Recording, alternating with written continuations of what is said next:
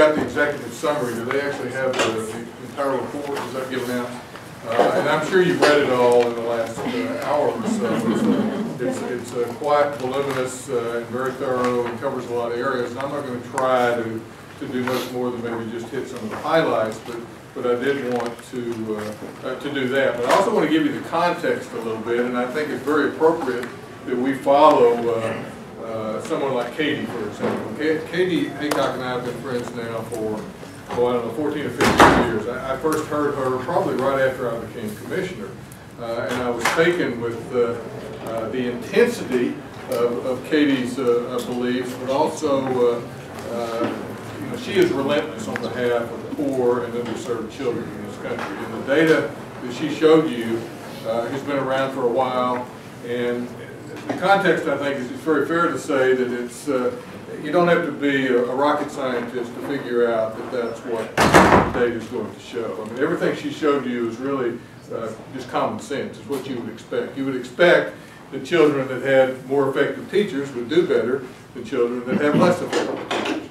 And so I don't think anybody would be particularly surprised by that. They would, that their knowledge base would grow significantly, regardless of their backgrounds. And I think that's very informative, and it just reminds us how important that the teacher's place is in the educational enterprise. In fact, I think one of the things that all of us on the commission believe very strongly before we started, and certainly I think all of us believe that now, is the teacher is in fact the cornerstone and the keystone to children being successful. And if we don't teach well, then there's absolutely no way that children can reach their maximum potential. But having said that, doesn't make it easy to ensure that every child does in fact have access to an effective teacher year after year after year. And so what do we do about it? And I think one of the things that John gets a lot of credit for is thinking of the idea that we needed to put together a commission to look at the whole continuum of the teaching profession. We've all done a lot of work, and many of you have been friends for a long time. I know there's teacher organization friends here, there's other organizations represented, there's foundations, there's a wide array of folks, probably a lot of higher ed folks. We've all been involved in this enterprise, but we've never had to sit down that I'm aware of as a state and kind of looked at the continuum of teaching, look at all the practices, the procedures, the policies, the laws that are in effect in Texas, what's good, what's maybe not so good, and what we can improve on to, in fact, allow men and women to go into the teaching profession to be successful. And that success being defined as being effective so that children can advance and go on to productive lives. So John deserves a lot of credit. I think it'd be fair also to thank the group of foundations that help fund this enterprise. They include Communities Foundation of Texas, Gates, Meadows, and the Sid Richardson Foundation in Fort Worth. And so really appreciate all of them. And I will tell you up front that none of them ever got involved in what's in this report. In fact, I think only one of them actually had somebody that came to our meetings. So they basically took John at his word that this is what we were going to try to do. We're going to have these very robust conversations. We need to bring in experts from around the country and here in Texas, and we need to talk about these really, really difficult issues. And I think we've done that. And there's a couple of the proposals that the teacher organizations were very uncomfortable with and ultimately decided not to sign off on the report, but it'd be a mistake to say, I think there was this big schism between us and the rest of us and the teacher folks. I know Holly's here and Ginger's here, and I hope they would agree with that. In fact, they were very valuable contributors to what's in this report. They just didn't feel like on behalf of their organizations, at least, and I don't want to speak for them individually, that on behalf of their organizations that they couldn't sign off on the evaluation piece and the salary piece. But I don't think, I would hope that they would not suggest that somehow that negates the entire value of this enterprise, because I don't think that's true. In fact, I know it's not true. If you saw the work from the Gates Foundation the other day that talked about their study on teacher effectiveness, if you looked at the Statesman's editorial the other day, I think there's a lot of momentum to try to have the legislature, have TEA, have districts, and have all of us think about what we can do to enhance the teaching profession. The people that are on this commission, even those beyond the organizations, many of them have been teachers. My colleague Mike Moses He's had every job you can have in the school district because of the drive. Well, he may have driven a bus at some time. In fact, he'd probably say he has, even if he hasn't. But you had Rod Page, who's, of course, not only been secretary, but he's been he's the dean of the College of Ed at Texas Southern. He's been a school board member. He's been a superintendent of a major school district. Daniel Leha, who was a great teacher of the year in Northwest ISD, and actually signed the report.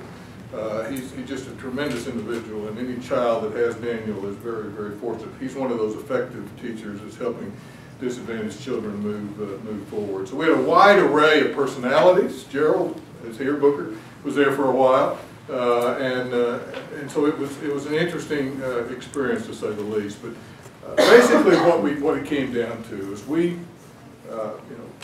believe that you have to think about all of these things together. You can't just think about hiring and preparation separate from induction, separate from evaluation, separate from staff development, developing, separate from salaries and from pay issues, and separate from the kind of ongoing retention issues. You need to think about all of those kind of contemporaneously, and I think we've done that. As you look through the report, I think some of the highlights that I would point out is we think it's very important for the state, through TEA probably, to again look at the standards for teaching practice. All of this has to be kind of formulated around what are the appropriate standards. The last time that was done, as I understand it, was 1994. 2 years later, I became chair of SBEC, the original chair of SBEC, one of the great things on my resume. Anybody's ever heard of SBEC. But, we looked at those even then. But that was 18 years ago, 19 years ago now. And I know TEA is, I think, at this point in time, reevaluating and looking at those standards of teaching practice. Because as we think about all these other pieces, the evaluation piece, the preparation piece, retention, everything, it has to be focused around what are the appropriate standards that we should be considering.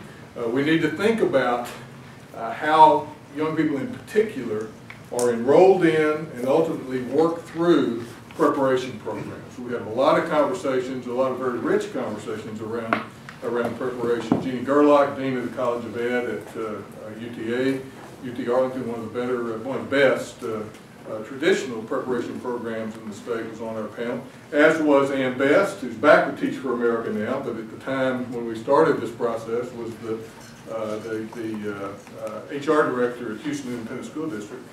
We also had, I think it's another representative of a non-traditional program. But what we talked about is how important it is that they pick the right people or allow the right people into these programs to begin with. And then that those preparation programs as they go through truly be designed around the schools of today, not the schools of yesterday, or in my wife's case when she took a class in the 1970s at Texas Tech, and they were talking about women's place in the home in a book which was made from the 50s. And so we can't, just like Mark was talking about, we can't think about the days when I reached behind and tried to slap my 3 boys in the back seat, or when my dad did that to me. Because by the time now, those kids are doing all kinds of other things. So we need to think about that as we think about the preparation process. They need to understand what it's like to work in schools with a wide array of diverse, challenging kinds of kids. They can't all go to school districts that are high performing, high achieving with nothing but college educated parents. And then expect them to be able to go into DISD or HISD or the multitude of other places in this state and somehow be successful. We've got to mentor them better. We've got to have induction programs that will allow young teachers in particular the opportunity to be mentored effectively. I know one of the criticisms, comically I think, that I saw from one of the organizations who may not be represented here today was that somehow we didn't talk about money at all. There's a lot of things in this report that are going to cost the state, if they do them well, more money. One of those things has got to be the induction process. Teaching is one of the few fields that I'm aware of where we expect someone to graduate, pass the certification exam, get hired as a kindergarten or first grade teacher, and then go through 2 or 3 days of orientation and training, and then be successful with 22 little kids and shut the door behind them. That's just crazy. I mean, I went to law school, I wasn't treated that way. How can you expect someone who has a much more challenging job going and trying some fender bender at the courthouse to be successful with these little kids if we don't have a pretty organized process for determining how you assist them, how you mentor them. That means training mentors.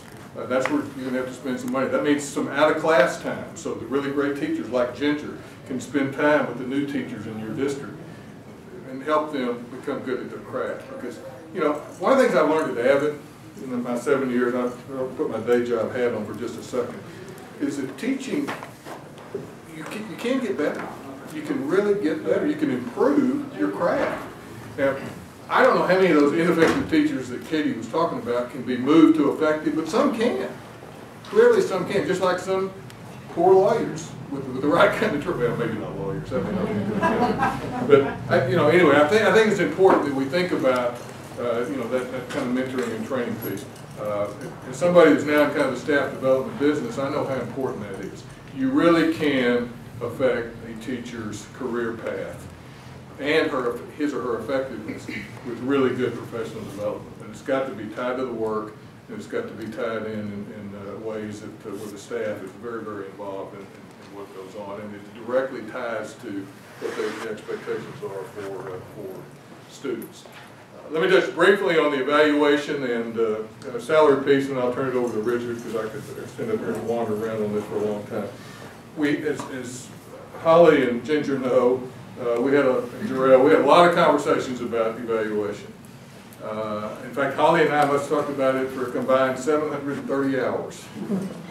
Don't you think, Holly, at least? And I think we agreed more than we disagreed.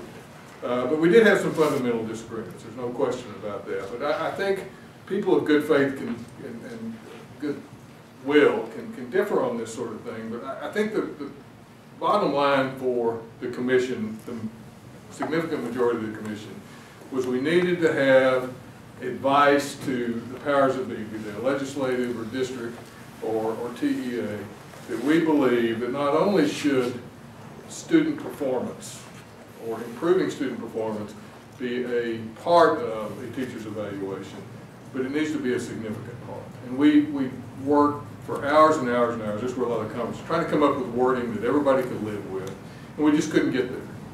I think we felt strongly that words in and of themselves weren't enough. Significant, a lot, some, those kinds of things just weren't enough to send a message that we felt like this was really important. So ultimately we came to an agreement, absent the four teacher organizations, on a percentage. But ultimately somebody else gets to make that decision. TEA is already working on it. I will tell you that I think the people we heard from, whether it was Austin or Houston or Denver or Hillsborough County, which is Tampa, a district as big as Houston, all had some percentage in that range typically that was part of the teacher's evaluation. There was disagreement about the use of standardized tests. Well, I say disagreement. I think everybody agreed that it should not be a significant part. The question was, should it be any part? And, you know, I personally would just as soon set that aside. You know, I don't know what's going to happen with testing in this time, but I know we've got to have student performance be a significant part of the evaluation process. But we also have to have good observations, multiple observations. We need to use multiple measures in the evaluation process as part of the student achievement work. We also need to make sure that professional development is aligned with the teacher's needs. Whatever the findings are in the evaluation, if there are shortfalls or places where a teacher can use help, we need to make sure that professional development in the school is tied into that improvement. So that's the evaluation piece. It goes. There's a lot of material in your book about that. The last thing I'll talk about